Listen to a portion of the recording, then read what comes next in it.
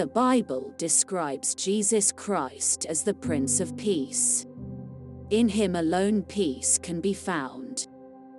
He is the source of peace, and I want to tell you that it is well when you have Jesus Christ.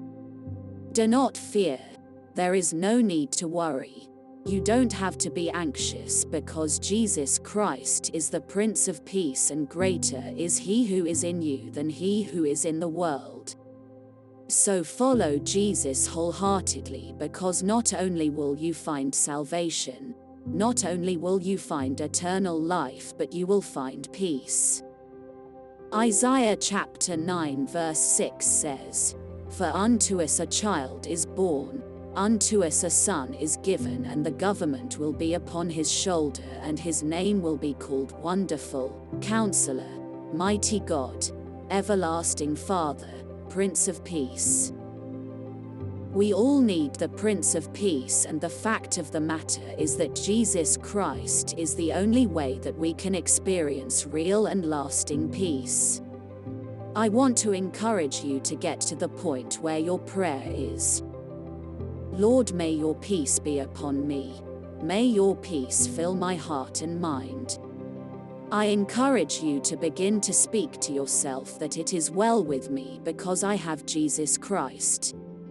Jude chapter 1 verse 2 says, "May mercy, peace and love be multiplied to you." What a wonderful and blessed combination. Let it all be multiplied to you. Let it be multiplied in your home and within your family. So as you are listening right now, may God's mercy be multiplied to you.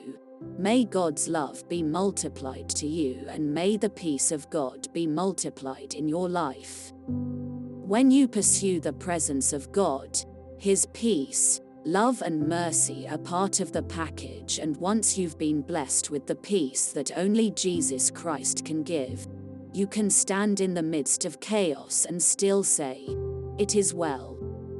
You can stand in the fiery furnace just like the 3 Hebrew boys and still be able to say it is well.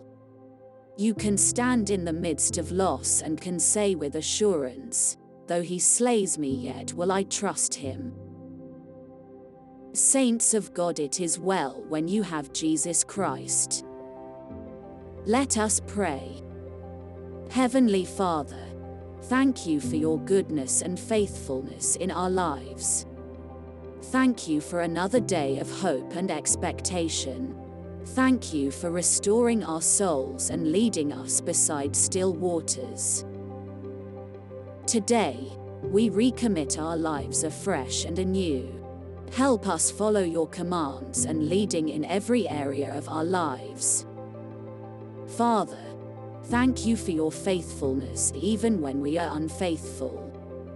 Thank you for drawing us close to you when we feel discouraged. Today and throughout this week, we lift up our eyes to you, for you are our source of strength and help.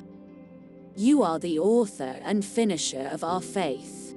Be with us this day, order our steps, supply all our needs, and grant us your peace and success. Lord, we are expectant this day, because you are a God who will never cut off the expectation of the righteous. Envelope us with your favor, surround us with your goodness, fill our mouths with thanksgiving this day. Let the lines fall for us in pleasant places. Remove every cloak of heaviness upon our lives and clothe us with garments of praise each day. Let dumbfounding testimonies never cease to flow from our mouths this day and for the rest of the week. We receive divine healing.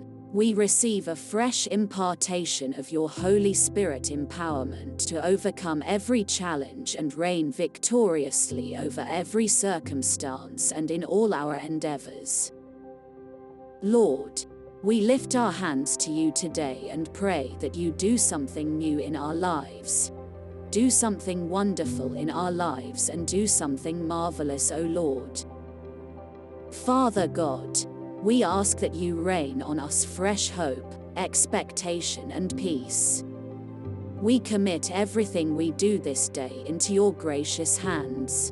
Be with us, Heavenly Father. Guide us, O great Redeemer. We are weak, but you are mighty. Hold us with your powerful hand. Bread of heaven, feed us today till we want no more. In Jesus' mighty name we pray. Amen.